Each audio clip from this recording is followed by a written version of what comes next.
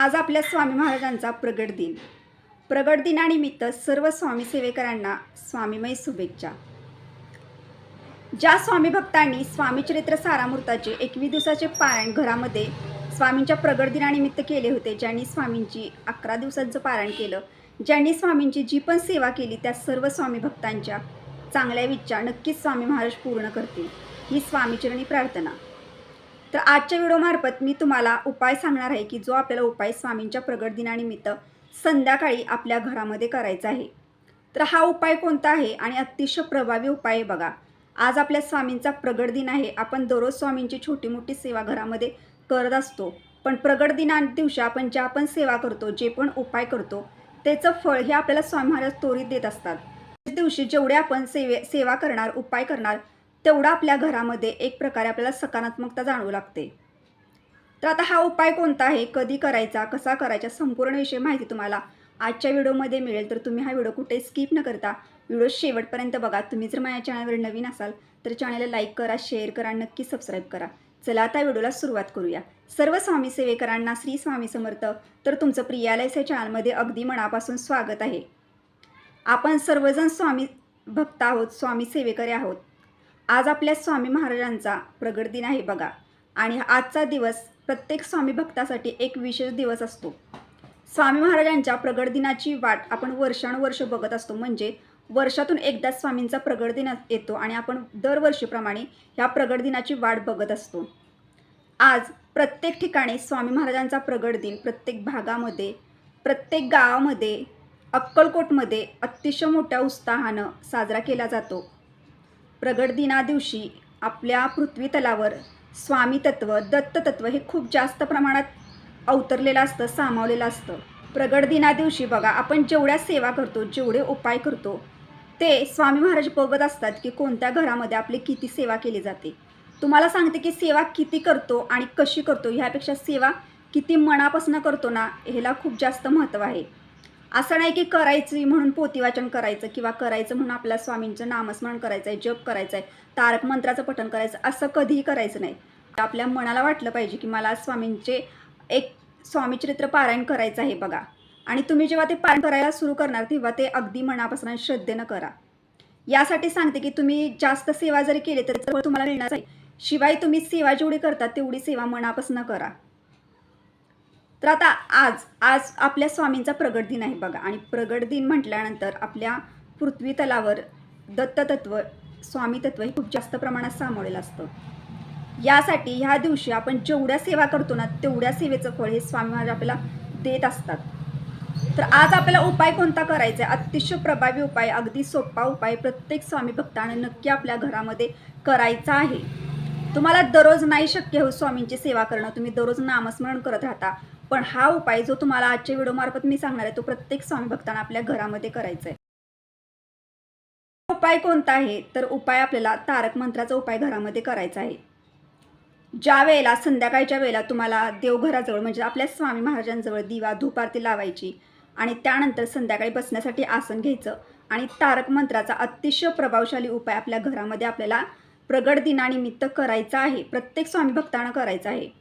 तर हा उपाय कोण करू शकतं? हा उपाय महिला करू शकतात, दादा करू शकतात, एखादी मुलगी करू शकते, एखादा मुलगा करू शकतो. ज्या व्यक्तीला वाटत आहे की आपण हा उपाय करावा, तिनं उपाय आपल्या घरामध्ये नक्की करावा.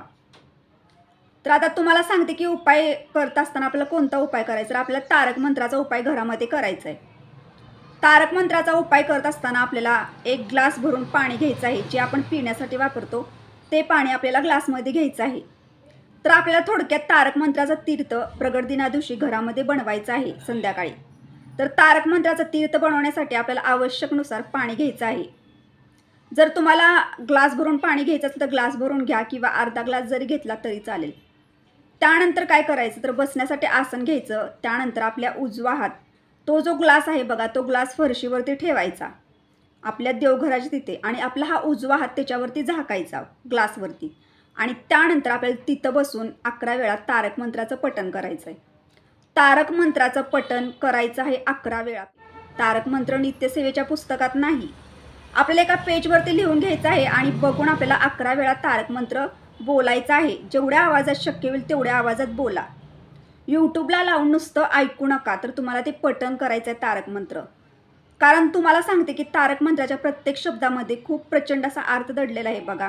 आणि आपल्याला तारक मंत्राचं तीर्थ घरामध्ये बनवायचं आहे.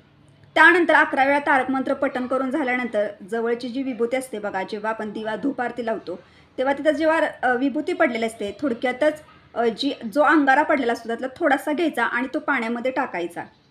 त्यानंतर हे पाणी बघा आपल्या घरातल्या प्रत्येक व्यक्तीला थोडं थोडं द्यायचं आहे तुम्हाला पिण्यासाठी. त्यानंतर हेतलं थोडंसं पाणी आपल्या घरामध्ये पूर्ण कानाकोपऱ्यामध्ये फुलाच्या साह्याने आपल्याला शिंपडायचं आहे. टॉयलेट बाथरूम सोडून किचनमध्ये, हॉलमध्ये, बेडरूममध्ये सर्वत्र फुलाच्या साह्याने शिंपडायचं आहे. घरातील प्रत्येक व्यक्तींना दिल्यानंतर तुम्हाला एक सांगते की तुमच्या घरामध्ये जर आजारी व्यक्ती असेल तर तिला तर तुम्ही नक्कीच द्या हे तीर्थ. जेव्हा आपण तारक मंत्राचं पठण करतो ह्या पाण्यावरती बघा, तेव्हा ह्याच्यामध्ये एक तीर्थ तयार झालेलं असतं. अतिशय प्रचंड असं पाणी जे असतं हे अभिमंत्रित झालेलं असतं बघा. आपण ह्याच्यावरती तारक मंत्राचं पठण केलेलं असतं.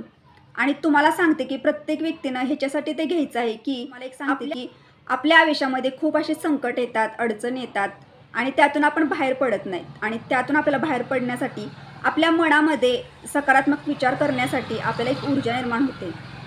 या तारक मंत्राचे तीर्थ जी पण व्यक्ती घेते बघा, त्या व्यक्तीच्या आयुष्यामध्ये तिला किती जरी संकट आले, किती जरी अडचण आले, तरी त्यातून तिला बाहेर पडण्यासाठी एक प्रकार तिच्या मनामध्ये ऊर्जा निर्माण होते.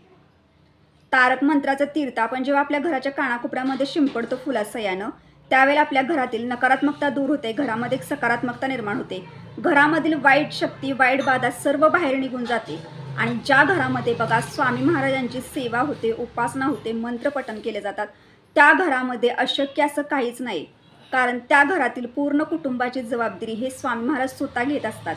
यासाठी अतिशय प्रभावी उपाय आहे बघा स्वामींच्या तारक मंत्राचा उपाय आपल्या घरामध्ये प्रगट दिनानिमित्त नक्की करा. प्रगट दिन हा खूप महत्त्वाचा दिवस असतो. आपण तारक मंत्राचं तीर्थ इतर वेळेला सुद्धा घरामध्ये बनवतो, पण प्रगट दिनानिमित्त घरामध्ये बनवा. प्रत्येक व्यक्तीला ते द्या तुम्ही तारक मंत्राचं तीर्थ. घरातील तुमच्या घरात जेवढे व्यक्ती आहेत त्या सर्वांना द्या. घरामध्ये सुद्धा शिंपडा बघा. खूप प्रभावी उपाय आहे. तुम्हाला ह्या उपायाचा अनुभव नक्की येईल बघा. तर तुम्हाला सर्वांना माहिती आहे की तारक मंत्राच्या प्रत्येक ओवीमध्ये बघा खूप अर्थ दडलेला आहे. आणि तारक मंत्र हा आपल्याला एक प्रकार ऊर्जा देतो. आपल्या अवती एक प्रकारे सुरक्षा कवच निर्माण करत असतो. आणि आपला उपाय आहे स्वामी महाराजांच्या प्रगट दिनानिमित्त घरात करा. प्रगट दिनानिमित्त आपण सेवा करतो, उपासना करतो, त्याचं फळ आपल्याला त्वरित मिळत असतं. आणि ह्या दिवशी दत्ततत्व आणि स्वामी तत्व हे खूप जास्त प्रमाणात पृथ्वी तलावर असतात. ज्या घरामध्ये सेवा केल्या जातात त्या घरामधील प्रत्येक भक्ताला स्वामी महाराज एक कृपाशीर्वाद देत असतात. तर आजच्या व्हिडिओमार्फत तुम्हाला आवडला असेल तर लाईक करा, शेअर करा, नक्की सबस्क्राईब करा. भेटूया त्या नेक्स्ट व्हिडिओमध्ये. पण सर्व स्वामी सेवेकरांना श्री स्वामी समर्थ.